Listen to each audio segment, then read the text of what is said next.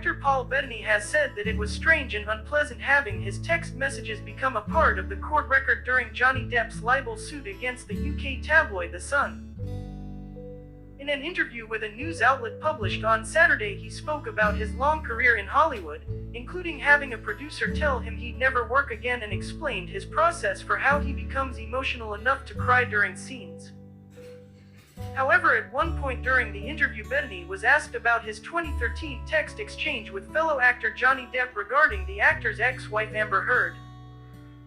These messages later became public during Depp's defamation suit against The Sun's publisher over the tabloid's use of wife-beater to describe him.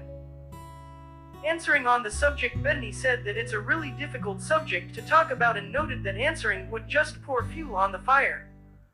It was a strange moment.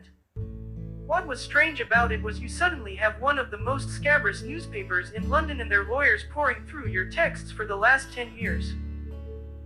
Can you imagine what it would be like, honestly, to have a bunch of lawyers go through every one of your emails and texts for 10 years, said Bettany. He added, "All I can tell you was that it was an unpleasant feeling." Bettany's communications with Depp were included in the 132-page ruling on the case in 2020.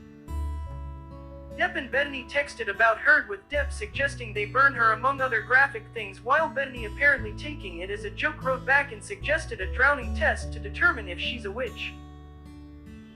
Justice Andrew Niccol dismissed Depp's libel claim in November 2020 after finding the allegations that Depp had assaulted Heard on multiple occasions and that she feared for her life were substantially true, and opening the door for other publications referring to Depp as a wife-beater to have less fear of legal retaliation.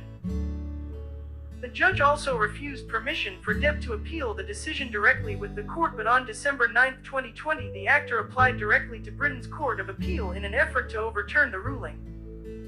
In March 2021, two Court of Appeal judges said the actor couldn't challenge the High Court's rejection of his libel lawsuit. Following the November 2020 court ruling, Warner Bros. Had severed its ties with Depp, replacing him in the Fantastic Beasts franchise. In August 2021, Depp said he was being boycotted by Hollywood, and later in September that cancel culture had gotten so far out of hand now that I can promise you that no one is safe, while appearing at the San Sebastian Film Festival.